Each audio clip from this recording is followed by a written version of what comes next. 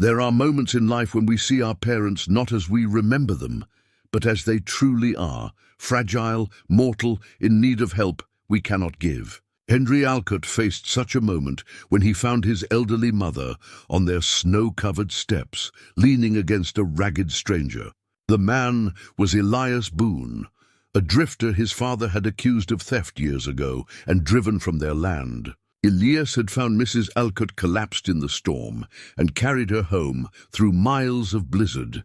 Henry's first feeling was shame, not at the stranger but at himself. His mother's soft words cut deep.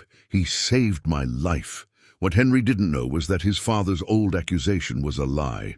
Could one act of mercy heal a decade of injustice? Before we continue, tell us where you're watching from. And subscribe. Tomorrow brings something special. Silver Pines was the kind of town where winter arrived early and stayed late, where the wind carried the smell of pine smoke and snow, and where a man's reputation could outlast his lifetime. It sat nestled in a valley between mountains that turned purple at dusk, a collection of wooden buildings and stone chimneys that had weathered 50 years of harsh seasons. The town had been built by men who believed in hard work and keeping your word, and it held on to those values even as the world beyond the mountains changed in ways the older folks didn't always understand. Henry Alcott had left this place 16 years ago with little more than anger in his heart and ambition in his bones. He'd been 19 then, fresh from another argument with his father about duty and responsibility and all the things a son was supposed to be. His father, William Alcott, had built the largest ranch in the valley through sheer determination and an iron will. He expected his son to follow in those footsteps without question, to take over the family business and carry on the Alcott name with the same rigid sense of honor that had defined William's entire life. But Henry had wanted something different. He'd wanted to prove he could make his own way, build his own success without standing in his father's long shadow. So he'd taken the small inheritance from his grandmother, the one thing his father couldn't control, and headed east to Philadelphia. There, in that bustling city of brick and commerce, he'd made himself into a banker. He learned the language of investments and interest rates, how to read men's faces across a desk, how to turn careful decisions into steady profit. He was good at it, better than good. By the time he was 30, he had his own office with his name on the door in gold letters. Yet success had tasted different than he'd imagined. The gold letters didn't fill the hollow place that opened up every time he thought about home. He told himself he didn't miss Silver Pines, didn't miss the ranch or the mountains or the particular quality of silence that came after a snowfall. He certainly didn't miss his father, but he missed his mother, Margaret Alcott, who had stood on the porch and waved goodbye that cold morning 16 years ago. Her face composed, but her eyes glistening with tears she wouldn't let fall until he was out of sight. They'd exchanged letters over the years. Hers came regularly, filled with news about the town and the ranch, careful observations about the weather and the garden, and between the lines, a loneliness she never quite named. His responses had been dutiful but distant, reports on his professional accomplishments that said nothing about the man he was becoming. When his father died 3 years ago, Henry had sent money for the funeral, but hadn't come home. He told himself it was because the bank needed him, that he couldn't leave his responsibilities. The truth was more complicated and harder to face. Then, 2 weeks ago, a telegram had arrived. Not from his mother, but from Dr. Samuel Brennan, the town's physician and one of the few men William Alcott had called friend. The message was brief and concerning. "Your mother's health declining. She asks for you. Come soon if you can." That had been enough. Henry had closed his desk, informed his partners he was taking a leave of absence, and boarded the first train heading west.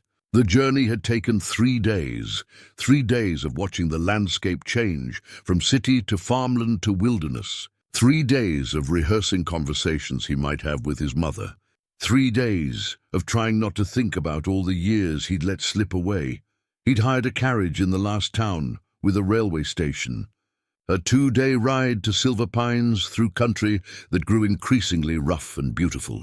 The driver, a weathered man named Moss, who seemed to know every rock and turn in the road, had talked easily about the early winter, the good hunting, the way the aspens had turned gold all at once this year, like a miracle.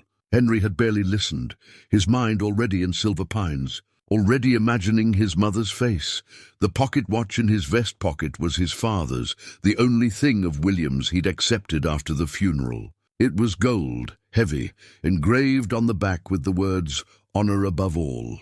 His father had carried it every day, checked it religiously as if time itself had to answer to William Alcott's standards. Henry found himself touching it now, feeling its weight, wondering what his father would think of him rushing home after all these years. Probably nothing good. William hadn't believed in sentiment or second chances. As the carriage crested the final hill and Silver Pines came into view below, Henry felt his chest tighten. The town looked smaller than he remembered, more fragile against the vastness of the mountains. Smoke rose from chimneys in thin grey lines. The church steeple still stood tallest, its white paint bright against the darkening sky. And there, on the eastern edge of town, was the Alcott Ranch, the house his grandfather had built, expanded by his father, now looking somehow diminished by time and his mother's solitary residence. "Storm coming," Moss observed, nodding toward the north where clouds were piling up like grey wool. "Be here by nightfall. Bad one, feels like."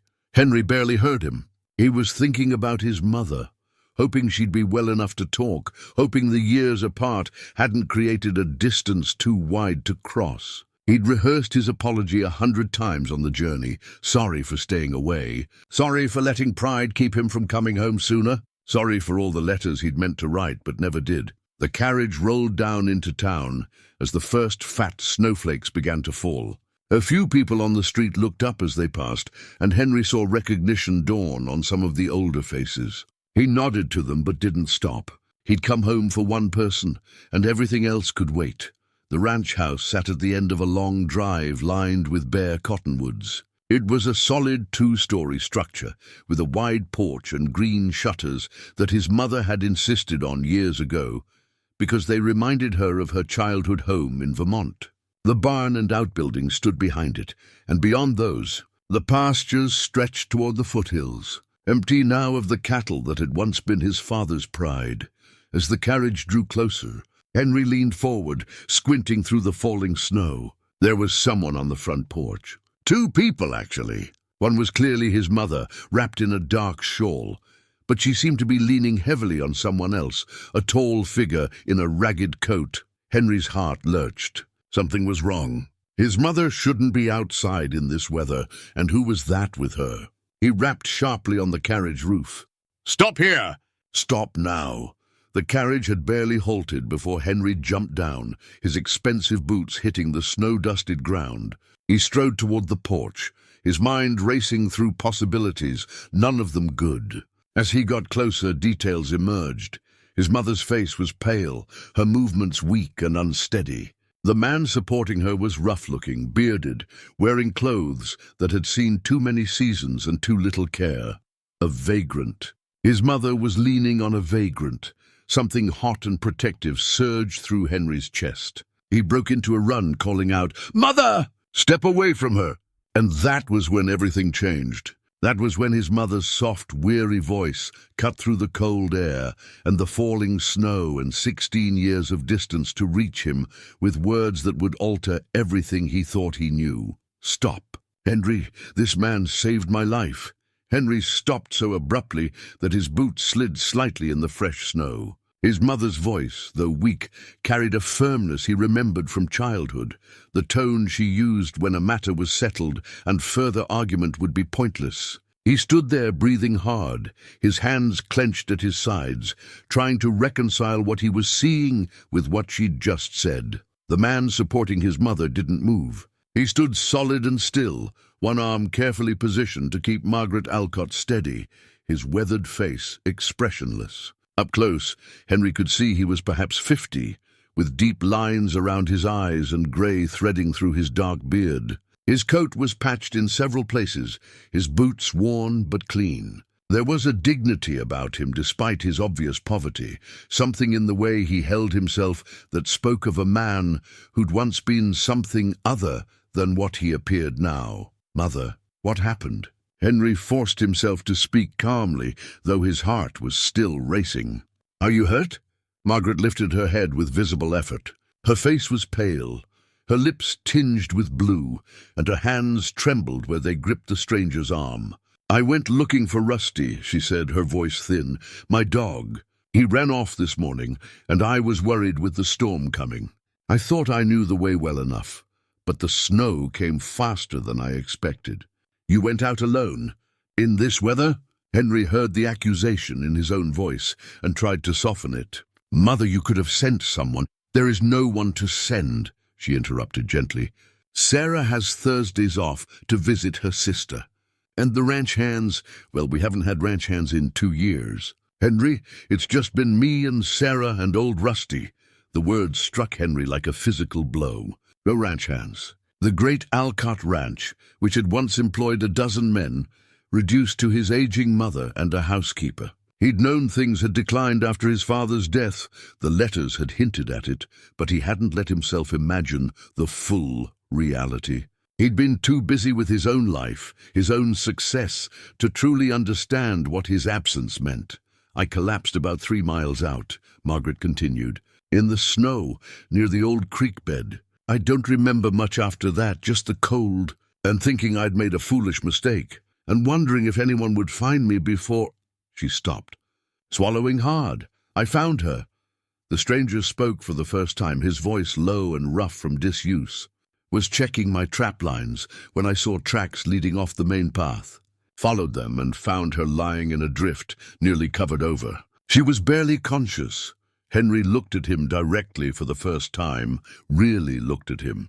The man's eyes were grey, steady, and there was something unsettling in their directness, as if he could see past Henry's expensive coat and polished manner to something more essential underneath. "I carried her back," the man said simply.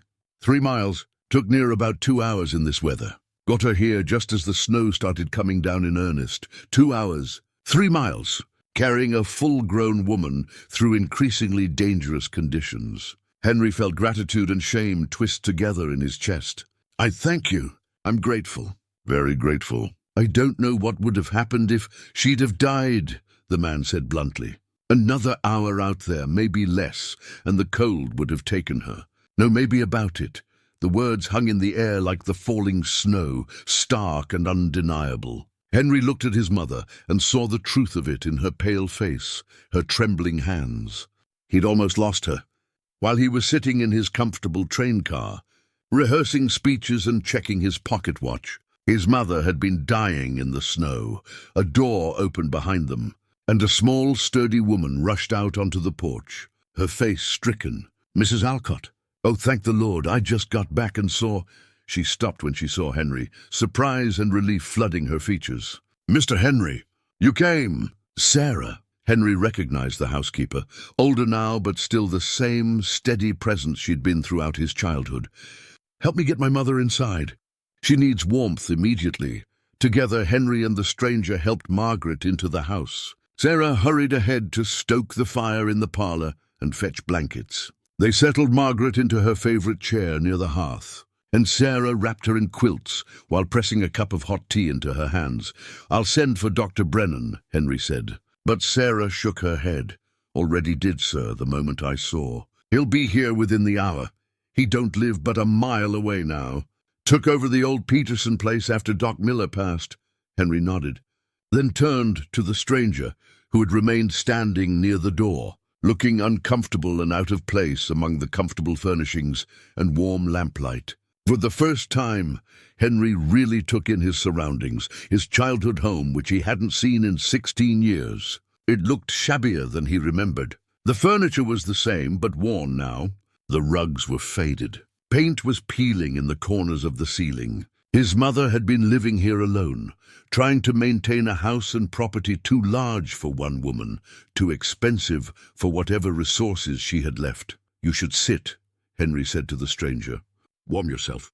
You've done us a tremendous service, and I—" He hesitated, realizing he didn't even know the man's name. "I'm Henry Alcott. This is my mother, Margaret, though apparently you already know that." The stranger didn't move from the doorway. "I know who you are, and she told me her name when I found her. Kept saying it, actually, like she was trying to hold on to who she was against the cold." "And you are?" There was a pause, just a beat too long, and something shifted in the room's atmosphere.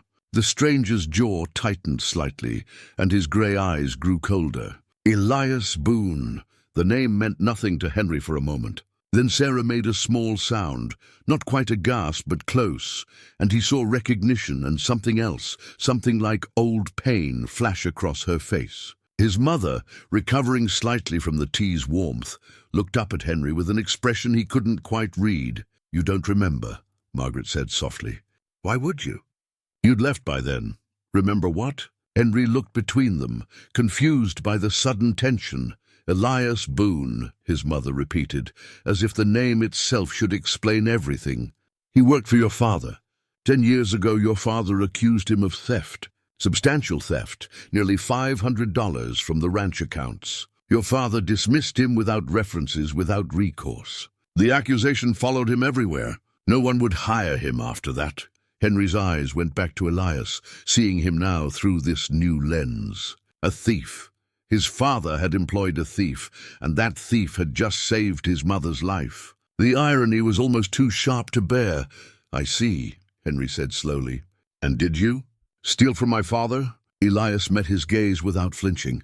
"No, that's what they all say." "Henry!" His mother's voice was sharp despite her weakness. "This man just saved my life. Whatever happened 10 years ago, whatever your father believed or claimed, Elias Boone carried me 3 miles through a blizzard when he could have simply walked past. He had no obligation to me, no reason to help except simple human decency. The least we can do is show him the same courtesy." Henry felt properly chastised. His mother was right, of course. Whatever this man had been accused of, whatever the truth of that old matter, he'd acted with extraordinary courage and kindness today. "You're right. I apologize." He turned to Elias. "Please, at least come in and warm yourself properly. You must be exhausted." "I should go," Elias said, his voice flat. "I only stayed to make sure she made it inside safely." "Now that you're here, you'll do no such thing," Margaret interrupted, more strength returning to her voice now that the warmth was seeping back into her bones. "Elias Boone, you've been out in that cold for hours because of me. You'll sit by this fire and have a hot meal before you go anywhere, and I won't hear another word about it." Elias looked as though he wanted to argue, but something in Margaret's face, perhaps the reminder of how close she'd come to death, or perhaps simply the maternal authority that transcended all other considerations, made him nod reluctantly. He stepped further into the room, removing his worn hat and holding it awkwardly in his hands. Sarah brought more tea and disappeared into the kitchen to prepare food. Henry stood by his mother's chair, one hand resting on her shoulder, feeling the fragility of her bones beneath the quilts. He watched Elias settle into a chair far from the fire. Despite being offered one closer, and noted how the man seemed to fold in on himself, trying to take up as little space as possible. When Dr. Brennan arrived 20 minutes later, he was a tall man in his 60s, with kind eyes and steady hands. He examined Margaret thoroughly, asked questions about her time in the cold, listened to her heart and lungs. Finally, he stepped back with a satisfied nod. "You're a very lucky woman, Margaret Alcott," he said. "Another hour, perhaps less, and we'd be having a very different conversation. As it is, you'll recover fully, but you need rest. Complete rest. No more adventuring in blizzards." "It was just Rusty," Margaret protested weakly. "I couldn't leave him out there." "Rusty is a dog, Mother," Henry said, more sharply than he intended. You're all I have left." The words came out raw and true, and Margaret's eyes filled with tears. She reached up and took his hand, squeezing it with what strength she had. "I know, dear. I wasn't thinking clearly. I've been alone so long, and he was your father's dog, you know. The last thing of your father's that still needs me." Henry knelt beside her chair, and for the first time in 16 years, embraced his mother properly. She felt small in his arms, breakable, and he realized with horror how close he'd come to losing her without ever making things right between them, without ever saying the things that needed to be said. When he finally pulled back, Dr. Brennan was speaking to Elias in low tones. "That was well done, Elias, very well done. Not many men would have had the strength or the will to carry her that distance in those conditions. Anyone would have done the same," Elias said quietly. "Perhaps," Dr. Brennan replied, "but you were the one who did it. That counts for something." He turned to Henry. "Your mother needs to stay warm and rest for the next few days. No exertion. Sarah knows how to care for her. She's been doing it well enough on her own. But it'll be good for Margaret to have you here now. She's been wanting that for a long time." After the doctor left, Sarah brought out a simple but hearty stew with fresh bread. They ate in relative silence, the only sounds the crackling of the fire and the wind picking up outside as the storm intensified. Henry found himself watching Elias, trying to reconcile this quiet, dignified man with the image of a thief his father had painted. Something didn't fit, but he couldn't put his finger on what. When the meal was finished, Elias stood. "I should go now. Storm's getting worse, but I know the way well enough." "You can't possibly go out in this," Margaret protested. "It's fully dark now, and the snow—" "I've been through worse," Elias said simply, but Henry found himself speaking before he'd fully decided to. Perhaps it was gratitude. Perhaps it was the way his mother was looking at Elias, with something like desperate hope that Henry wouldn't let this man disappear into the storm. Perhaps it was simply that his father's accusation, 10 years old and unquestioned until now, was beginning to feel like it needed questioning. "Stay," Henry said. "Tonight, at least. The house has spare rooms, and you've more than earned a warm bed and a safe night's rest. In the morning, when the storm's past, you can go wherever you need to. But tonight, let this be our small way of saying thank you." Elias looked at him for a long moment, those grey eyes searching Henry's face for something, mockery perhaps, or condescension. Whatever he was looking for, he must not have found it. Because finally he nodded once, a short, sharp movement.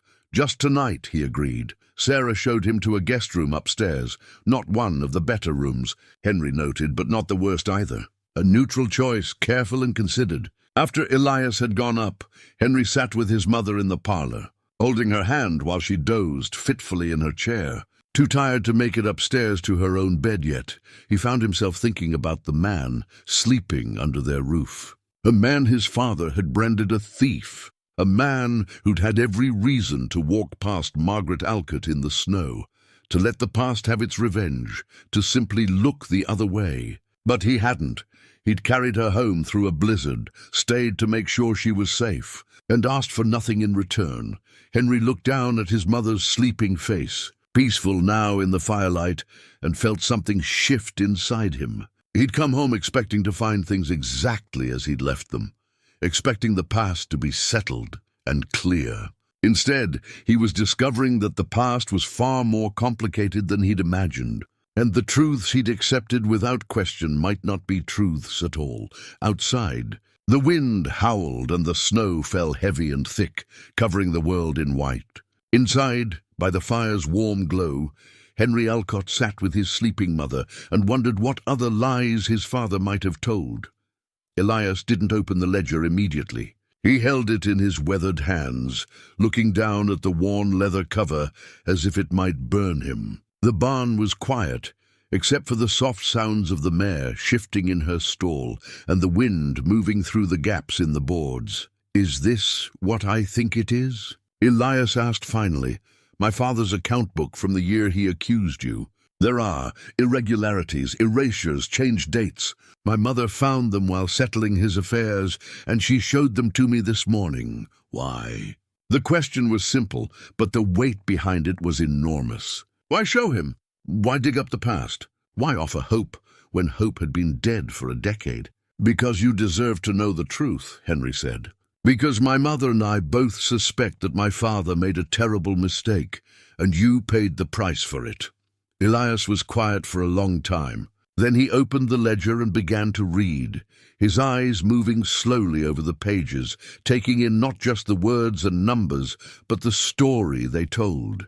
Henry watched his face, seeing emotions flicker across it, pain, anger, something that might have been vindication or might have been grief. When Elias finally looked up, his eyes were bright with unshed tears. "I told him," Elias said, his voice rough. "I told your father that something was wrong with the accounts. That's what started all of this. I was looking over the supply expenses, noticed that we were being charged for goods we hadn't received. When I mentioned it to Wade Hutchins, he was the foreman then, he told me not to worry about it, said it was just a clerical error. But it kept happening. So I went to your father. And what did he say?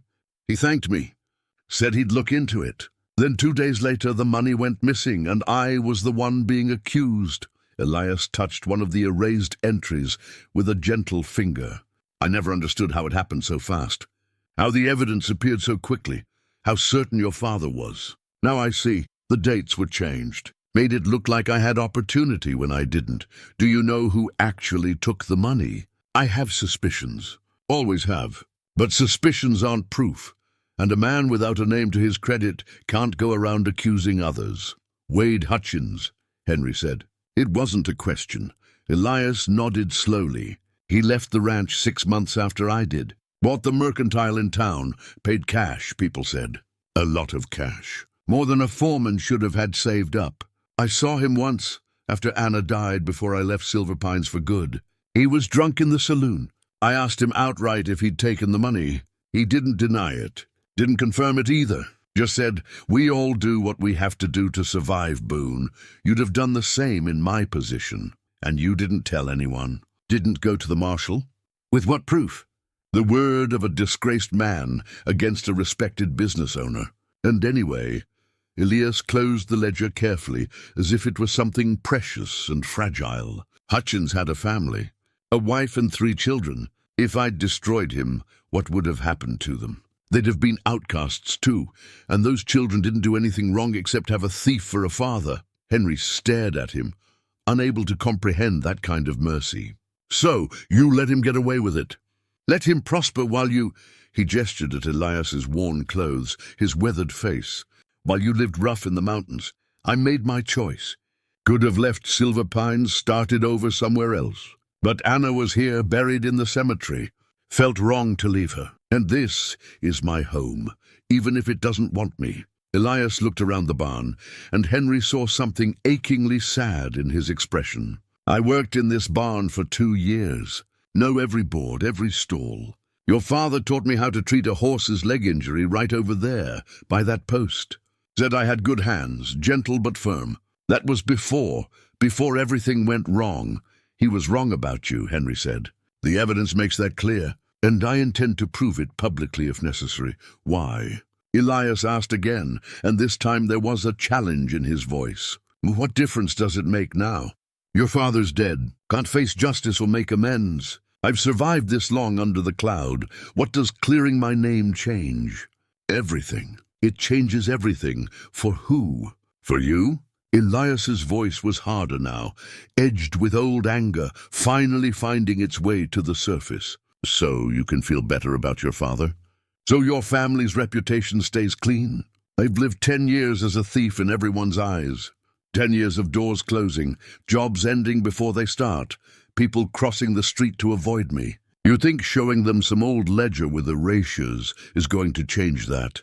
People believe what they want to believe." "Not everyone," Henry said quietly. "My mother never believed it. Sarah didn't either. Dr. Brennan told me yesterday that he always had doubts. The truth matters, Elias. It matters to the people who care about justice, and it matters because you deserve to have your honor restored." "Honor," Elias laughed, but it was a bitter sound. "That's a rich man's word. Poor men don't get honor. We get survival. That's not true, isn't it? Where was honor when your father accused me without proper evidence? Where was honor when the whole town turned their backs because one rich man said I was guilty? Where was honor when Anna died thinking her husband was a thief, even though she said she believed me? Elias's voice broke on his wife's name. I held her hand while she was dying, and she whispered, I know you didn't do it. Had to say it even then because the doubt was always there. That's what your father's lie did. It poisoned even the love between a man and his dying wife. The words hit Henry like physical blows. He'd been thinking about the ledger, about clearing Elias's name, about making things right in some abstract way. But he hadn't truly understood the depth of what his father had taken from this man. Not just reputation or employment, but peace. The ability to live without that shadow of doubt, to love and be loved without the stain of dishonor between them. I'm sorry, Henry said, and the words felt inadequate, too small for the weight of the harm that had been done. My father was wrong, profoundly, terribly wrong, and I can't undo what happened to Anna, can't give you back those years. But I want to make sure that everyone knows the truth, that you were innocent, that you were wronged. And then what? People apologize, feel bad for a week, and go back to their lives while I'm still... Elias gestured at himself, at his worn clothes and weathered face. Still this. Still the man I've become because of what was done to me. Then we change that too, Henry said, the idea forming even as he spoke. The ranch needs a foreman. Has needed one since my father died, from what I understand. Mother's been trying to manage it alone and she can't. I don't know the first thing about running a ranch. I've spent 16 years in a bank. But you do. You know this land, these animals, this work. Elias stared at him. You're offering me a job?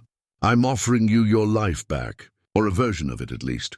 Fair wages, a place to stay, respect. Your name cleared and your position restored. You can't be serious. I'm entirely serious. My mother suggested it, actually. She said this place has been dying slowly without someone who understands it, someone who cares about it. You care about it. I can see that in how you look at this barn, how you touched that mare earlier. This was your home once. It could be again. Elias turned away, his shoulders tight with emotion he was clearly struggling to control. When he spoke again, his voice was thick. I don't know if I can. Being back here after everything, it hurts. Everywhere I look, I see her. See the life we should have had. I know, Henry said gently. But maybe it's time to stop running from that hurt. Maybe it's time to face it, honor it, and then let yourself live again. Anna wouldn't have wanted you to spend the rest of your life in exile, punishing yourself for crimes you didn't commit. How would you know what Anna wanted? I wouldn't. But my mother knew her, spent time with her in those last months. She told me this morning that Anna believed in you absolutely, even when no one else did. That kind of faith, don't you owe it to her memory to live as if it meant something? Elias was silent for a long time, and Henry let him be. This wasn't a decision to be rushed or pressured. It was about more than just employment or clearing a name.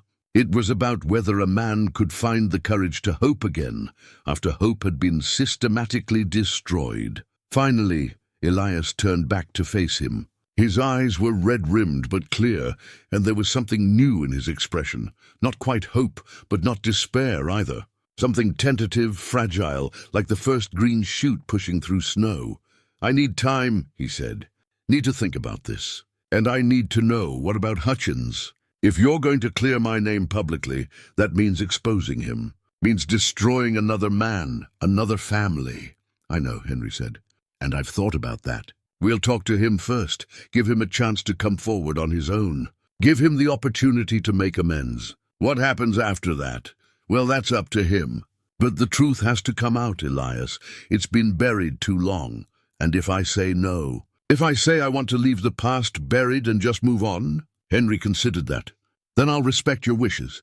This is your story, your life. You get to decide what happens with it. But I deeply hope, that you'll let us try to make this right. Not for my father's sake or my family's reputation, but for you. Because you deserve better than what you've had. You deserve justice.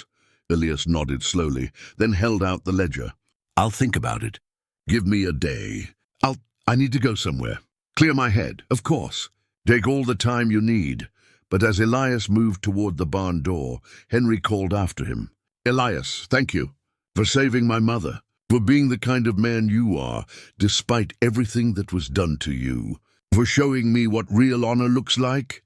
Elias paused, his hand on the doorframe. He didn't turn around, but Henry heard him say quietly, "I just tried to stay decent. It's all any of us can do." Then he was gone, walking out into the snow-bright morning, and Henry was left standing in the barn with his father's ledger and the weight of choices that would affect more lives than just his own. Through the barn door, he could see the mountains rising clear and sharp against the winter sky. Somewhere up there, in a small cemetery on a hillside, Anna Boone lay buried. And somewhere in town, Wade Hutchins was opening his mercantile, living on money he'd stolen, while an innocent man took the blame. The truth was going to come out. Henry was determined about that. But how it came out and what consequences followed, those were questions that still needed answers. He closed the ledger and headed back toward the house where his mother was waiting. There was work to be done, conversations to be had, and old wrongs to be righted. It wouldn't be easy, and it wouldn't be quick. But it was necessary because honor wasn't just a word engraved on a pocket watch. It was a choice you made every day, especially when that choice was hard. And if Henry had learned anything in the past 2 days, it was that real honor sometimes meant admitting your own family's failures, facing uncomfortable truths, and doing what was right, even when it cost you something. His father had never learned that lesson, but Henry was determined not to make the same mistake. Henry found his mother in the parlor, a quilt across her lap, staring into the fire. She looked up when he entered, her eyes searching his face. "How did he take it?" She asked hard, "But he's thinking about it. He needs time." Henry sat down across from her. "He told me about Wade Hutchins, about confronting him years ago and getting what amounted to a confession." Margaret's hand went to her throat. "Wade?" Elias suspected him all along.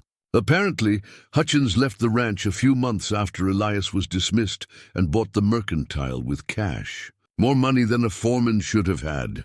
"I never connected those events," Margaret said softly. "Wade came to the funeral, you know. Your father's funeral. Brought flowers, spoke about what a fair employer William had been. And all the time," she closed her eyes, "all the time he was the one who actually stole the money and let Elias take the blame." Elias knew. But he didn't expose Hutchins because of his family. Didn't want to hurt his children. Margaret's eyes opened, glistening with tears. "That's the kind of man Elias is. And that's the kind of man your father accused of theft. The contrast, it's unbearable." They sat in silence for a moment, the fire crackling, the house settling around them with small creaks and sighs. Finally, Henry spoke. "I'm going to talk to Hutchins today. Confront him with what we know and give him a chance to make it right. And if he refuses, then I'll make it public anyway. The town deserves to know the truth, and Elias deserves to have his name cleared. It will cause a scandal, yes. People will question your father's judgment." "The Alcott name?" "Mother," Henry interrupted gently. "The Alcott name means nothing if it's built on injustice. Father taught me that honor was the most important thing. Well, this is what honor actually looks like. It's not protecting our reputation. It's doing what's right, even when it's difficult." Margaret studied him for a long moment, and Henry saw something shift in her expression, pride mixed with sorrow. "You sound like the man I hoped you'd become. Not the man your father wanted you to be, but the man you needed to be." The distinction struck Henry deeply. All those years, he thought he was running from his father's expectations. Now he realized he'd been running towards something else, his own sense of what was right, his own understanding of honor that was different from the rigid, unforgiving code his father had lived by. "I should go now," Henry said, standing, "before I lose my nerve." "Be careful, Henry. A cornered man can be dangerous. I'll take Marshal Griggs with me. He should be part of this anyway." The marshal's office was a small building near the center of town, warm and cluttered with papers and old wanted notices. Tom Griggs looked up from his desk when Henry entered, his weathered face breaking into a smile that quickly faded when he saw Henry's expression. "Something wrong, son?" "That depends on how you define wrong. Do you remember the theft at our ranch 10 years ago, when Elias Boone was accused?" Griggs' expression grew guarded. "I remember. Why?" "Because I have evidence that suggests my father made a mistake, that Elias was innocent and someone else was responsible."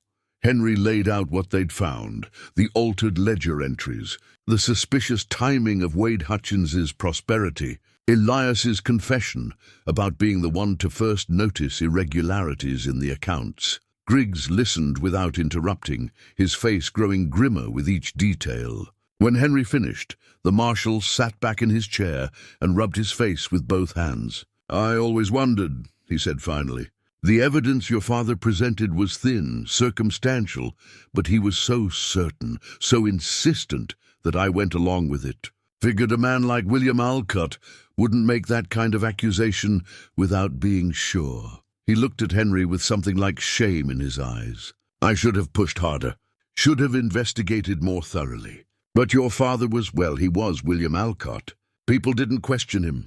I'm questioning him now. And I need to know, if we confront Hutchins, if he confesses, can you do anything about it? Legally, I mean. It's been 10 years. Theft doesn't have a statute of limitations in this territory," Griggs said. "If he confesses, or if we can prove he did it, I can charge him. But Henry, you realize what this means? Wade Hutchins is a respected businessman now. Has a family, employees. This will destroy more than just him, I know. But doing nothing because it's convenient isn't justice. And Elias Boone has been living under a cloud of dishonor for a decade because we all found it easier to believe my father than to ask hard questions." Griggs nodded slowly, respect showing in his eyes. "You're right. Let's go talk to Wade."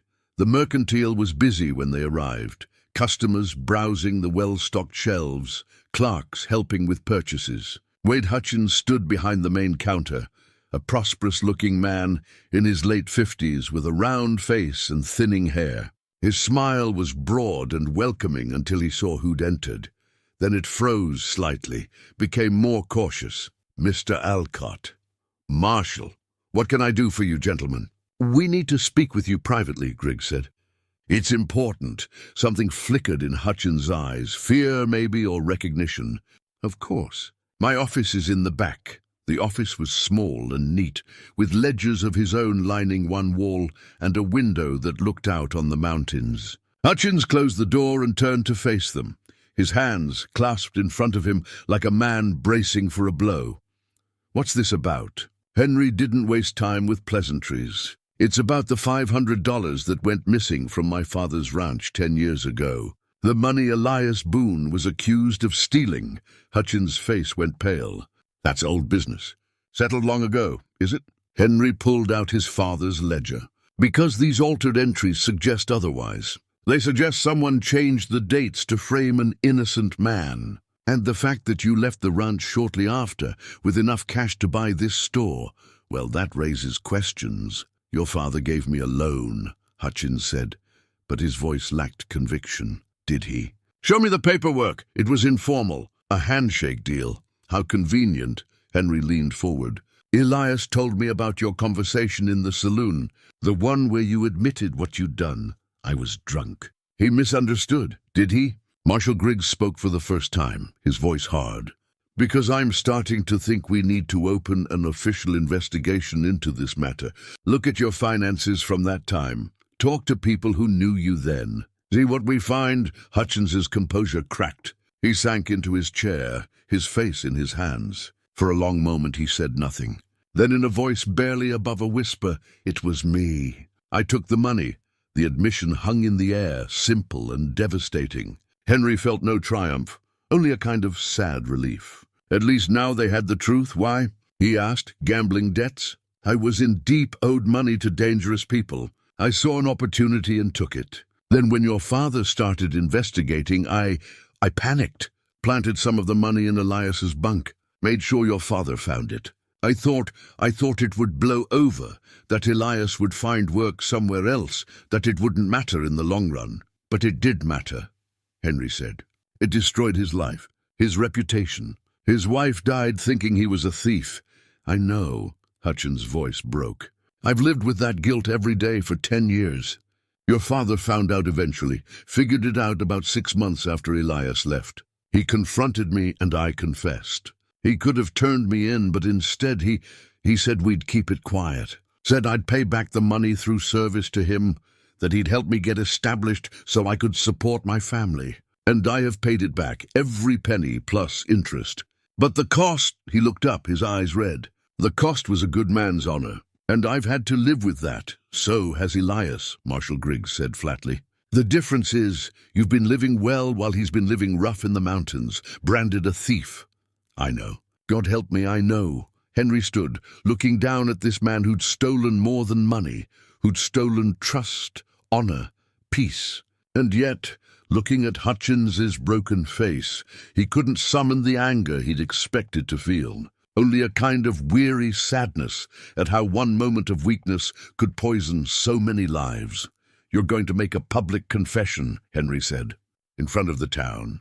You're going to clear Elias's name and accept whatever consequences come from that. My family should have been considered before you stole, before you framed an innocent man, before you let him suffer for your sins. Henry's voice was hard now. You've had 10 years of prosperity built on lies. That ends now. Either you come forward voluntarily, or Marshal Griggs will arrest you, and it'll come out anyway. Your choice. Hutchins looked between them, seeing no mercy, no easy way out. Finally, he nodded, his shoulders sagging in defeat. All right. I'll do it. When? Tomorrow, Henry said. Town meeting at the church. Everyone will be there. As they left the mercantile, Griggs put a hand on Henry's shoulder. That took courage. It took too long, Henry replied. 10 years too long, but at least finally the truth was coming into the light, and Elias Boone would have his honor restored, publicly and completely. Whatever came next, whatever consequences followed, at least there would be truth. It was the least they owed him, and it was far more than he'd had in a very long time. Henry returned home to find his mother waiting anxiously in the parlor.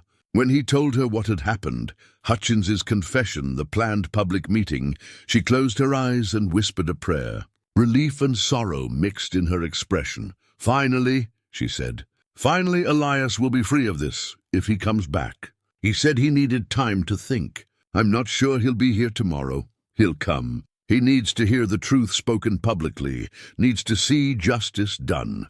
It's not just about clearing his name, it's about witnessing that truth matters, that honor can be restored. She paused. I only wish your father could have done this himself. While he was alive. The mention of his father sent Henry back to the study. There was something nagging at him, something incomplete about the story they'd uncovered. His father had discovered Hutchins's guilt 6 months after Elias left, but what had he done with that knowledge? Just made a private deal and kept the truth buried? It seemed too simple, too calculated. His father had been proud, yes, but he'd also been tormented in his final years. Margaret had mentioned it. Dr. Brennan had alluded to it. A darkness that had grown in William Alcott. A shadow that had deepened until his sudden death from a heart attack. Henry began searching the study more thoroughly, opening drawers he'd overlooked before, checking behind books on shelves, looking for... what? He didn't know. Just something that felt unfinished, some piece of the puzzle he was missing. He found it quite by accident. Behind a loose panel in the wall, revealed when he leaned against it and heard the wood give slightly, was a small cache of documents. Henry's hands trembled as he pulled them out. There were several items: a bank draft made out to Elias Boone, never sent. A deed to a small parcel of land with Elias's name on it, also never delivered. And a letter, sealed but never mailed, addressed to whom it may concern. Henry broke the seal with shaking fingers and began to read. It was dated 8 years ago, written in his father's careful hand, but the writing was less steady than usual, marked by obvious emotion. To whom it may concern, it began. This letter serves as a formal acknowledgement of a grave injustice I have committed. 6 months ago, I accused Elias Boone, a ranch hand in my employ, of theft. I dismissed him without references and allowed his name to be destroyed throughout this community. I did so based on evidence I believed was conclusive at the time. Henry's heart pounded as he continued reading. I have since discovered that Mr. Boone was innocent of all charges. The actual thief was Wade Hutchins, my foreman, who confessed to me under private interrogation. He had stolen the money to pay gambling debts and had planted evidence in Mr. Boone's quarters to divert suspicion. I confronted Mr. Hutchins, and he broke down completely, admitting to everything. The letter went on, and each word was like a hammer blow to Henry's understanding of his father. I made a choice then that I deeply regret. Rather than make Mr. Hutchins' crime public and restore Mr. Boone's reputation, I chose to protect my own judgment and the appearance of my authority. I told myself I was being merciful to Mr. Hutchins's family, that I was preventing scandal, that the practical thing was to extract restitution and allow Mr. Hutchins to rebuild his life under my supervision. But the truth I must face, is that I was protecting myself. I could not bear the shame of having been so catastrophically wrong, of having destroyed an innocent man based on hasty conclusions and insufficient evidence. Henry had to stop reading for a moment. His father, proud, unbending William Alcott, was admitting to cowardice, to choosing reputation over justice. The words swam before Henry's eyes as he forced himself to continue. Mr. Boone's wife, Anna, died this past winter. I learned of it only afterward. She died believing her husband was a thief, died with that shadow over their marriage. I cannot express the depth of my guilt over this. A good woman went to her grave in unnecessary sorrow because of my pride. Henry's hands were shaking so badly now he could barely hold the letter. His father had known about Anna's death, had known what his choice had cost not just Elias, but an innocent woman who had already suffered enough. I have tried in my way to make amends. I have given Mr. Hutchins money to ensure he repays the stolen sum many times over. I have purchased a parcel of land in Mr. Boone's name, intending to deed it to him when I find the courage. I have set aside funds for his support, but these are hollow gestures, and I know it. Money cannot restore honor. Private restitution cannot heal public shame. The letter's tone grew more desperate, more raw. I intended to make this right publicly. I have written this letter a dozen times, each time failing to send it. I tell myself I'm waiting for the right moment, but the truth is I am afraid. Afraid of the judgment I will face, afraid of destroying the reputation I have built, afraid of my own son learning what kind of man his father truly is. And so the days pass, and each day of silence makes me more culpable, more contemptible in my own eyes. Henry felt tears on his cheeks and didn't bother to wipe them away. If this letter is ever found, if circumstances force the truth into the open after my death, I want it known that Elias Boone was innocent, that he was a good man whom I wronged terribly, that his wife died because of my cowardice, that Wade Hutchins committed the actual theft, but that I am guilty of a far greater crime, the knowing destruction of an innocent man's honor to preserve my own. The letter was signed with his father's full name and dated 8 years ago. 8 years of living with this guilt, this knowledge, this shame. 8 years of seeing Elias in town occasionally, knowing the truth and saying nothing. 8 years of watching a good man suffer while the real thief prospered. And then his father had died suddenly of a heart attack, taking the truth with him, leaving only this letter hidden behind a panel where it might never be found. Henry sat down heavily in his father's chair, the letter still in his hands. He understood now the darkness Margaret had spoken of, the shadow that had grown over William Alcott in his final years. It wasn't just pride or stubbornness, it was guilt. Crushing, inescapable guilt that had eaten away at him day by day, year by year, until perhaps it had literally broken his heart. There was a knock at the door. Henry looked up to see Margaret standing in the doorway, her face concerned. "Henry, what is it? You look—" He handed her the letter without speaking. She read it slowly, her face growing paler with each line. When she finished, she lowered herself into a chair, the letter trembling in her hands. "He knew," she whispered. "All this time he knew. And he said nothing. He tried," Henry said, finding his voice. "Look, the bank draft, the deed, he wanted to make amends. He just couldn't bring himself to do it publicly, because it would have cost him his pride. And so it cost Elias and Anna everything instead." Margaret's voice was harsh, with a bitterness Henry had never heard from her. Your father was a good man in so many ways, Henry, but in this he was a coward, and his cowardice killed Anna as surely as any disease did. The words were brutal, but Henry couldn't deny them. His father's choice to preserve his own reputation rather than restore Elias's had real consequences. Anna Boone had died believing her husband was dishonored.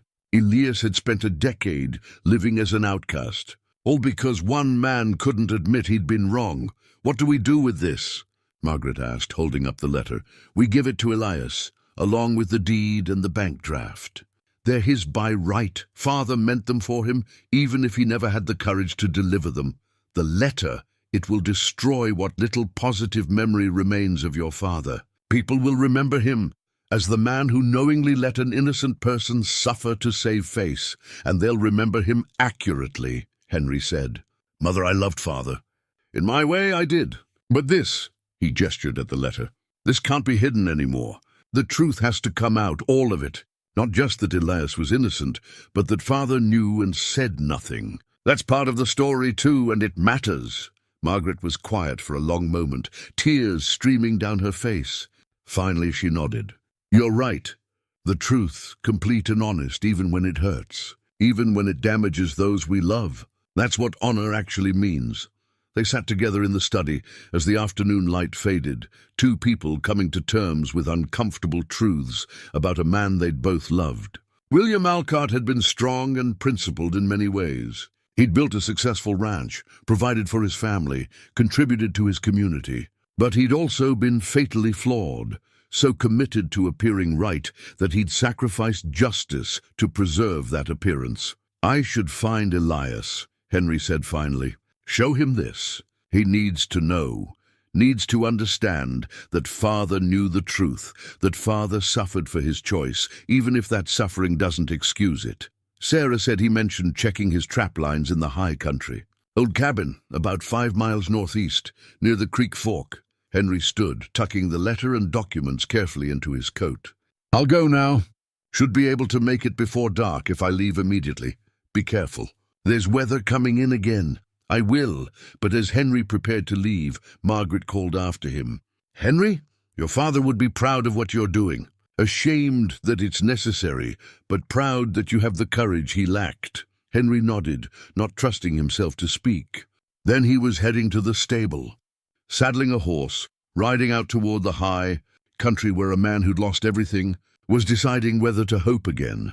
The documents in his coat seemed to burn against his chest, evidence of a father's cowardice and a son's determination to right old wrongs. The snow was beginning to fall again, light but steady, as if the sky itself was weeping for all the wasted years, all the needless suffering, all the truths that had been buried when they should have been spoken. But Henry rode on, determined to deliver these truths at last. Determined to show Elias that someone in the Alcott family finally had the courage to speak honestly, to face shame, to choose justice over reputation. His father had failed in this, but Henry would not. Whatever it cost, whatever judgment followed, the truth would finally be told. The ride into the high country was harder than Henry expected. The snow fell steadily, and the temperature dropped as he climbed higher into the mountains. His Philadelphia coat, fine for city streets, offered little protection against this kind of cold. But he pressed on, following Sarah's directions and the faint trail that wound between towering pines and across frozen streams. He thought about his father as he rode. Not the stern, unbending man he'd known growing up, but the broken figure revealed in that letter, someone who'd recognized his own failure and lacked the strength to correct it. Henry felt a complicated mix of emotions: anger at his father's cowardice, pity for his suffering, and a deep sadness that they'd never had the kind of relationship where such truths could be shared. What would have happened if his father had come to him 8 years ago, confessed what he'd done, asked for help in making it right? Would Henry have been mature enough then to understand? Would he have supported his father or judged him? He'd never know. His father had chosen silence, and that silence had poisoned everything it touched. The cabin appeared through the snow like something from a dream, a small, rough structure tucked against a rocky outcrop, smoke rising from its chimney. Henry dismounted, his legs stiff from the cold ride, and tied his horse under a lean-to that offered some protection from the weather. He could hear the sound of an axe again, that steady, rhythmic sound that seemed to define Elias Boone. Elias was behind the cabin, splitting wood in the fading light. He stopped when he saw Henry, the axe lowering slowly. His expression was unreadable, but there was something wary in his stance, as if he'd already decided what he was going to say, and Henry's arrival was an unwelcome complication. "Didn't expect to see you up here," Elias said. "I found something. Something you need to see." Henry's breath came in white clouds. "Can we go inside?" Elias studied him for a moment, then nodded. He led the way into the cabin, which was spare but surprisingly clean. A bed of pine boughs covered with blankets, a small stove giving off welcome heat, a few basic supplies on rough-hewn shelves. It was the dwelling of someone who'd learned to need very little, who'd pared life down to its essentials. Henry pulled the documents from his coat, handling them carefully despite his numb fingers. "I went through my father's study more thoroughly. Found these hidden behind a false panel." He handed the letter to Elias first. Watched as the mountain man moved closer to the lamp, his weathered face illuminated as he read. Henry saw emotions flicker across that face like shadows. Surprise, pain, anger, something that might have been vindication or might have been grief. When Elias finished, he set the letter down carefully, as if it were something dangerous. "He knew," Elias said, his voice flat. "6 months after I left, he knew I was innocent. Yes, and he said nothing. For 8 years he knew, and he said nothing." Elias's hands clenched into fists. "Anna died. My Anna died believing I was dishonored, and he knew. He knew the truth, and he let her die with that weight on her heart. I know. I'm sorry. There aren't words for how sorry I am." "Sorry." Elias laughed, but it was a terrible sound, full of rage and anguish. "Your father destroyed my life to protect his pride, and you're sorry. That makes it all better, doesn't it?" "No, it doesn't. Nothing makes this better. But—" Henry pushed the other documents forward. "He tried in his way. This is a deed to 20 acres of good land, made out in your name. And this is a bank draft for $5,000. He never delivered them, never had the courage, but he prepared them. He wanted to make amends, even if he couldn't do it publicly." Elias looked at the documents, but didn't touch them. "Blood money, conscience money, paid in secret so no one would know what he'd done. Yes, that's exactly what it is. And it's not enough. It could never be enough. But it's something. It's proof that he knew he was wrong, that he suffered for it." "He suffered?" Elias's voice rose. "He suffered in his comfortable house with his loving wife and his successful ranch, while I lived in places like this." He gestured around the crude cabin.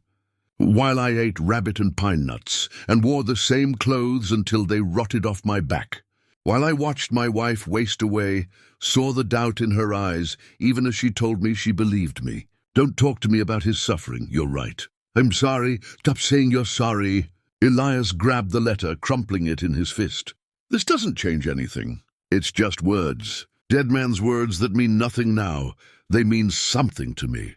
They meant enough to my father that he hid them away, couldn't bear to destroy them, but couldn't bear to send them either. He was trapped by his own choice, and it ate at him until it killed him. Good." The word was vicious. "I hope it hurt. I hope every day of those 8 years hurt like hell, because that's what he deserved." Henry didn't argue. How could he? Elias's rage was righteous, earned by years of unjust suffering. If he needed to hate William Alcott, needed to wish him pain, he had every right to that anger. They stood in silence, the stove crackling, the wind picking up outside. Finally, Elias spoke again, his voice quieter but no less bitter. "Why did you come all the way up here to show me this?" "Could have waited until I came down to town, because I wanted you to know before tomorrow. Before the public meeting where Hutchins confesses. I wanted you to understand the full truth, not just that you were innocent, but that my father knew it and chose silence. You deserve to know everything, all of it, even the parts that make my family look worse. Why? So I can forgive him? So I can say it's all right and move on? No, I don't expect forgiveness. I don't think you should forgive him.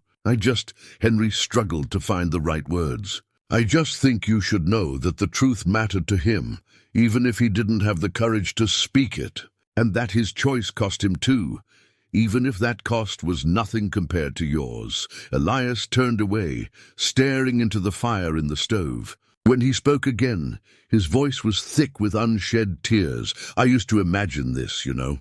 Used to imagine someone coming to me and saying it had all been a mistake, that I was cleared, that Anna could know the truth before she died. Used to play it out in my head, how it would feel to have my name restored, to be able to hold my head up again. But Anna's gone now. She'll never know. And that's what I can't forgive. Not the accusation itself, not even the years of hardship, but that she died believing I was what your father claimed I was. Died with that shadow between us. That's what I can't. His voice broke. Henry felt his own tears freezing on his cheeks. I know, I'm so sorry. If there was any way to change that, to let her know, but there isn't. The dead don't get apologies. They don't get explanations or restored honor. They just stay dead, and we're left here with all this. Elias gestured helplessly. With all this weight that can never be lifted. They stood there together in the cold cabin, two men carrying different versions of the same grief.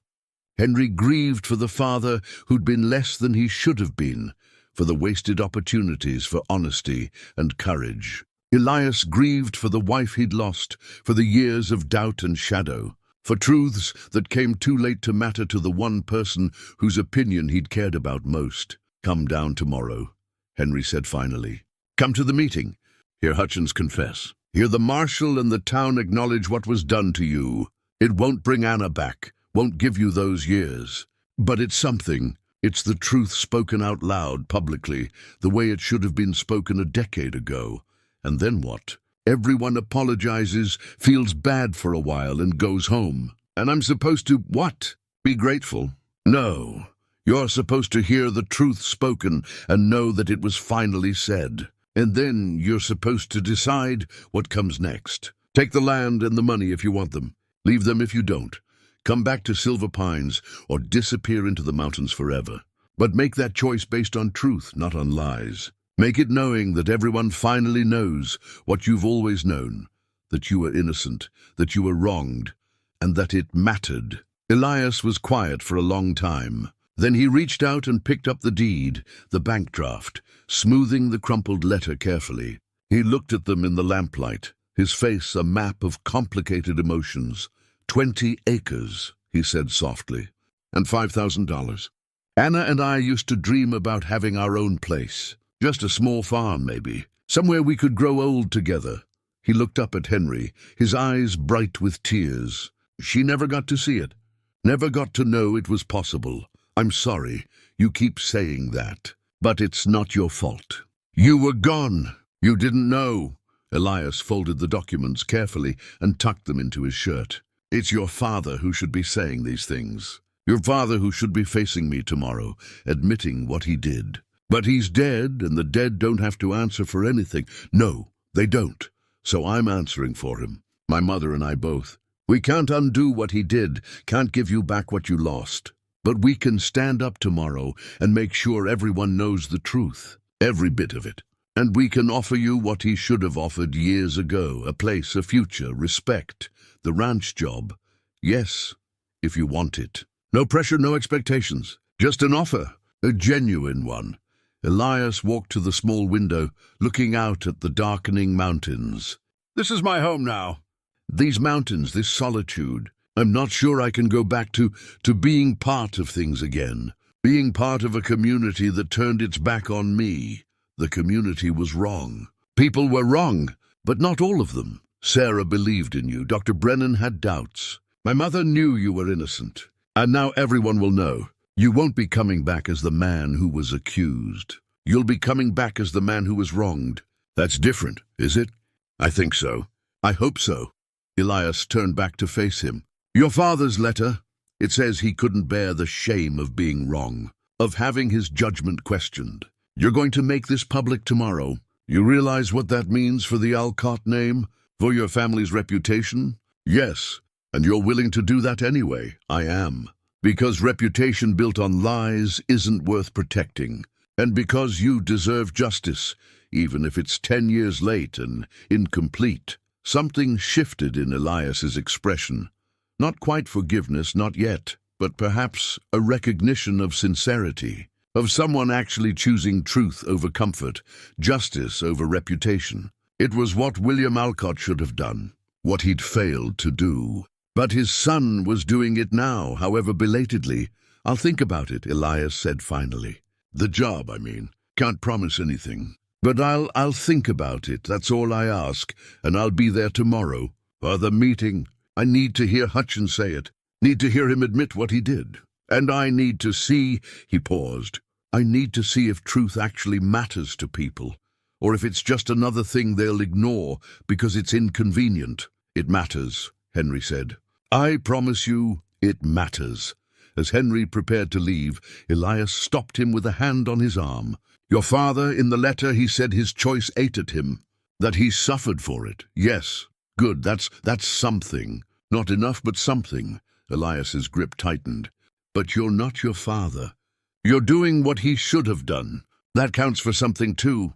Henry nodded, not trusting his voice. Then he was back outside in the cold, mounting his horse for the dark ride back down the mountain. The snow was falling heavier now, and the way was treacherous, but he felt lighter somehow. As if delivering those documents, speaking those truths, had lifted some of the weight he'd been carrying. Tomorrow would be hard. Tomorrow would be painful, full of revelations and judgments, and the dismantling of carefully constructed reputations. But it would be honest. And honesty, Henry was learning, mattered more than comfort, more than reputation, more than anything except doing right by the people who'd been wronged. His father had failed that test, but Henry was determined not to make the same mistake. Whatever tomorrow brought, he would face it with truth on his side and justice as his guide. It was the only honorable path forward, not the honor his father had claimed to value, all appearance and pride, but real honor. The kind that cost something. The kind that mattered. The words hung in the cold air of the church, and Henry saw people's faces change. They'd come expecting drama, scandal, perhaps righteous anger. But this grace, this unearned mercy was something else entirely. It stripped away the comfortable distance between observer and participant, forced everyone to confront their own part in what had happened because they had all played a part. Every person who'd believed the accusation without question. Every person who'd crossed the street to avoid Elias, who'd refused him work, who'd whispered about him to their neighbors. Every person who'd found it easier to accept William Alcott's word than to ask uncomfortable questions. They were all complicit, and Elias's forgiveness somehow made that complicity more visible, not less. Dr. Brennan stood from his pew. I owe you an apology, Elias.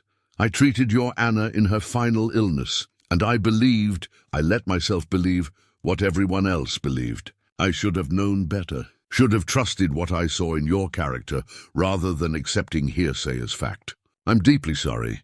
The words seemed to break a dam. Other people rose one by one, offering their own apologies. The blacksmith who'd refused to hire Elias after the accusation. The owner of the boarding house who'd turned him away when he'd needed shelter. The minister himself who'd failed to speak up for justice when it mattered. Each apology was different, some halting and awkward, others tearful and effusive. But they came one after another, a community acknowledging its failure. Elias stood and listened to them all. He nodded to each person, accepted each apology with quiet dignity. Henry watched him and saw what real strength looked like. Not the rigid, unbending pride his father had valued, but something more flexible, more human. The strength to forgive without forgetting, to accept apologies without erasing the harm that had been done. When the apologies finally subsided, Marshal Griggs spoke again. There's the matter of consequences. Wade, you've confessed to theft and to deliberately framing an innocent man. Those are serious crimes, Hutchins nodded miserably. I know. I'll accept whatever punishment. No. Elias's voice cut through the marshal's words. Everyone turned to look at him. No charges, no trial. He's confessed publicly. His reputation is destroyed. His business will likely fail when people hear what he's done. That's punishment enough. His family doesn't deserve to suffer more than they already will. Elias, Griggs said carefully, the law failed me 10 years ago. I'm not asking it to fail someone else now, even if that someone wronged me. Elias looked at Hutchins' wife and children, saw their frightened faces. They're innocent. Let them be. Griggs looked to Henry, who nodded. The marshal sighed. All right. If the wronged party declines to press charges, I can't force the matter. But Wade, he turned to Hutchins, you're done as a businessman in this town. You'll sell the mercantile, and the proceeds will go to Elias as restitution. Whatever's left after that, you can use to relocate your family somewhere you can start over. But your time in Silver Pines is finished, Hutchins nodded, accepting the judgment. His wife was crying quietly, and his children looked confused and scared. Henry felt a pang of sympathy for them. They were paying for their father's sins, just as Henry had paid in his own way. For William Alcott's pride, there's one more thing, Margaret said, standing again. She pulled out the documents Henry had found. The deed, the bank draft. My husband prepared these 8 years ago, but never delivered them. 20 acres of good land deeded to Elias Boone, and $5,000 as compensation for the years of hardship he endured. They're yours now, Elias. Long overdue, but yours. Elias took the documents slowly, looking down at them with an expression Henry couldn't quite read. This is more than... It's not enough, Margaret said firmly. Nothing could be enough. But it's what William intended in his better moments. And it's freely given, with no conditions, no expectations. Henry stepped forward then, addressing the whole congregation. My father made a terrible mistake, and he lacked the courage to correct it. I'm ashamed of that. Ashamed that he valued his reputation more than justice, that he let a good man suffer to preserve his own pride. The Alcott name has stood for something in this community, but if that something is built on lies and injustice, then it deserves to fall. But you're making it right, someone called from the back, Sarah, her voice strong and clear. That takes courage too. Different courage than your father's pride, but courage nonetheless. No, Henry said. This isn't courage. This is what should have been done years ago. It's the minimum requirement for decency. He turned to Elias. I offered you a position at the ranch. Foreman, partner, whatever you want to call it.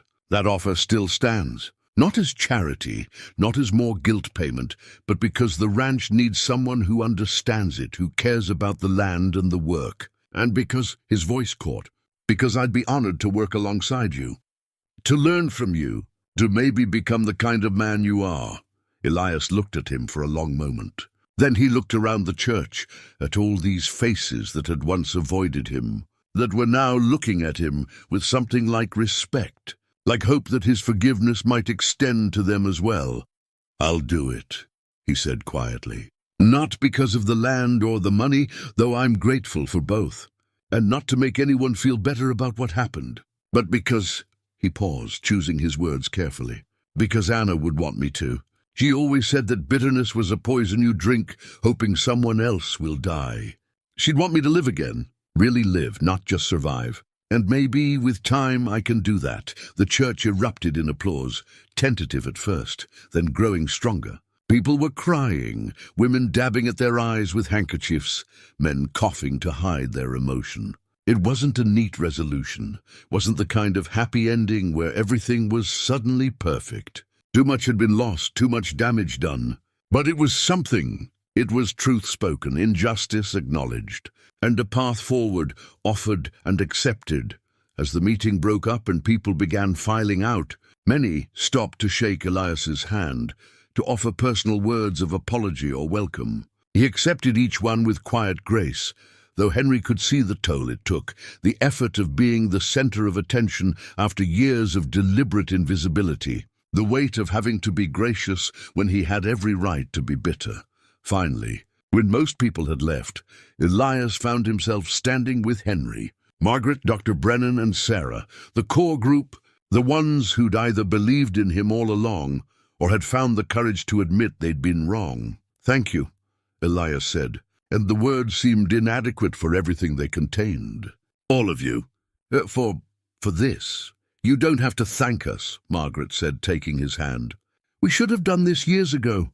We failed you, and we're sorry, but you did it now. That counts for something." Dr. Brennan cleared his throat. "Elias, I wonder if you'd do me the honor of joining me for dinner tonight. My wife would be delighted to meet you properly, and we'd like to welcome you back to the community as you deserve." More invitations followed. Zara insisted he come by the ranch soon to help plan how to get it running properly again. Others who'd lingered offered similar welcomes, each one a small bridge being rebuilt, a small connection being restored. Henry watched it all and felt something shift inside him. This was what justice looked like when it finally arrived. Not dramatic, not perfect, but real. Messy and incomplete and deeply human. His father would have hated this, hated the public admission of failure, the damage to the family reputation. But Henry felt only relief. The truth was out. The lies were finished. And whatever came next would be built on solid ground. 3 months later, spring was beginning to touch the mountains around Silver Pines. The snow still lay deep in the high country, but in the valley, the first green shoots were pushing through the softening earth. The aspens were budding, and the creek that ran through the Alcott Ranch was flowing freely again, full of snowmelt and the promise of renewal. Henry stood on the porch of the ranch house, watching Elias work with one of the horses in the paddock. The mountain man had moved into the foreman's house a month ago, not the same quarters he'd occupied 10 years before, but a better place, a small cottage that had been vacant since his father's death. Elias had cleaned it up himself, refusing help, and had added small touches that made it his own. A carved wooden bird on the windowsill, wildflowers in a jar, and on the mantel, in a place of honor, a photograph of Anna that Dr. Brennan had found in his old medical records and had copied for him. The work of restoration was slow but steady. Elias had proven to be everything Henry had hoped, knowledgeable, dedicated, and possessed of a quiet authority that made people want to work hard for him. They'd hired 3 new ranch hands, young men who'd grown up hearing the false story about Elias, but who now knew the truth and respected him deeply. The ranch was coming back to life, and with it, something in Elias was healing. Too, he still carried the weight of what he'd lost, that was evident in the moments when his hand would unconsciously touch the leather cord around his neck where Anna's wedding ring hung. But the bitterness was fading, replaced by something more like peaceful acceptance. He laughed occasionally now, a rusty sound that grew more natural with practice. He joined the ranch hands for meals, contributed to their conversations, even offered advice about their personal problems when asked. Margaret had regained her health, and more than that, her spirit. Having Elias at the ranch seemed to ease something in her, perhaps guilt over her silence, perhaps simply the satisfaction of seeing justice finally done. She'd taken to inviting him for Sunday dinners, and these had gradually expanded to include Dr. Brennan, Sarah, Marshall Griggs, and others. The ranch was becoming a gathering place again, but different from what it had been under William's stern rule. There was laughter now, warmth, a sense of community built on honesty rather than hierarchy. Henry had made peace with his father's memory, as much as anyone could. He understood now that people were complicated, capable of both great good and great harm. William Alcott had built a successful ranch, provided for his family, contributed to the community. He'd also destroyed an innocent man to protect his pride. Both things were true, and Henry had learned to hold them both without needing to resolve the contradiction. The pocket watch still sat in his vest, but the inscription no longer felt like an indictment. Honor above all.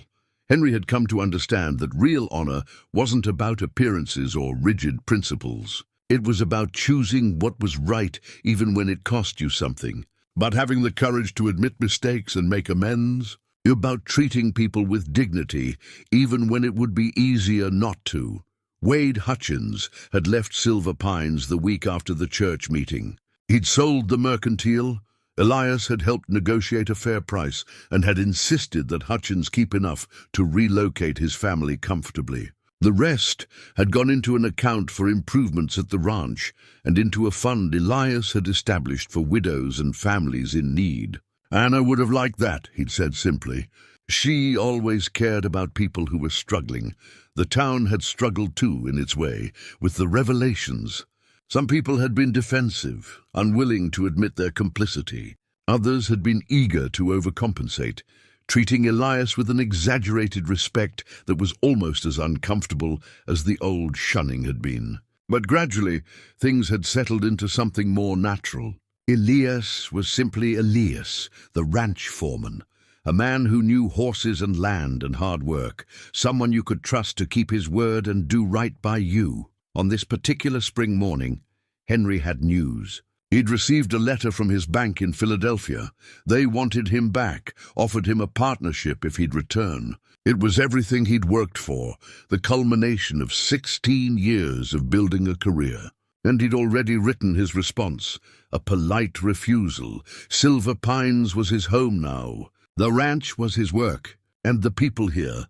His mother, Elias, Sarah, the ranch hands, the community he was slowly becoming part of, they were his family in a way the bankers and businessmen in Philadelphia had never been. He'd thought success meant escaping this place, proving he could make it on his own in the wider world. But real success, he'd learned, was about knowing where you belonged and having the courage to stay there. Henry, his mother's voice called from inside. Elias is coming up for coffee. Join us, he smiled. I'll be right there. But first, he took a moment to simply stand and look at the land stretching out before him. The mountains rising clear and sharp against the spring sky. The creek flowing silver in the morning light. The barn where Elias was closing the paddock gate, the horses nickering softly. This was what his grandfather had built, what his father had maintained, and what he would carry forward, not perfectly, but honestly. Not without mistakes, but with the willingness to admit them and make them right. Inside, Margaret was setting out coffee and fresh bread. Elias arrived a moment later, knocking the mud from his boots before entering, a gesture of respect that had become habit. They sat together at the kitchen table, steam rising from their cups, and talked about the day's work ahead, fences to mend, horses to train, fields to prepare for spring planting. Simple conversations about simple things, but underneath a foundation of trust and truth that had been hard-won and was all the more valuable for it. They'd all been changed by what had happened. Henry by learning what real honor meant. Margaret by finding the courage to speak truth even about those she loved. And Elias by discovering that hope could survive even the worst betrayals if you were willing to reach for it.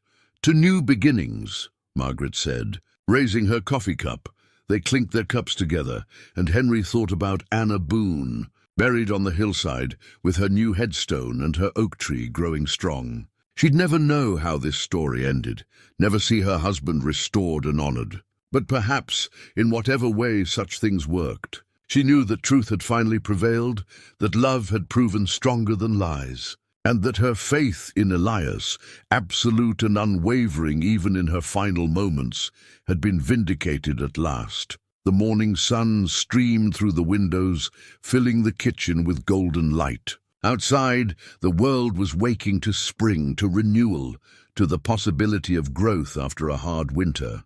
And inside, three people who'd been brought together by tragedy were finding their way towards something like peace. It wasn't a perfect ending. The years that had been lost couldn't be restored.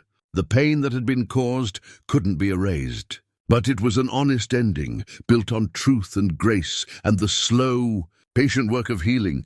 And sometimes, Henry thought as he listened to Elias tell a story about one of the young horses, sometimes that was enough. Sometimes the best you could hope for was to face the truth, do what was right however belatedly, and then live with integrity in whatever time remained. The pocket watch ticked steadily in his vest, marking moments that couldn't be reclaimed but could be honored. Honor above all. Not the rigid, proud honor his father had claimed, but something gentler and more real. The honor of seeing people clearly, of admitting mistakes, of choosing justice even when it cost you something dear. That was the kind of honor worth living by. And as Henry sat with his mother and Elias in the warm kitchen on that spring morning, he felt grateful beyond words that he'd finally learned the difference. In Silver Pines, winter always returned. But so did spring. And sometimes, what seemed lost forever found its way home after all.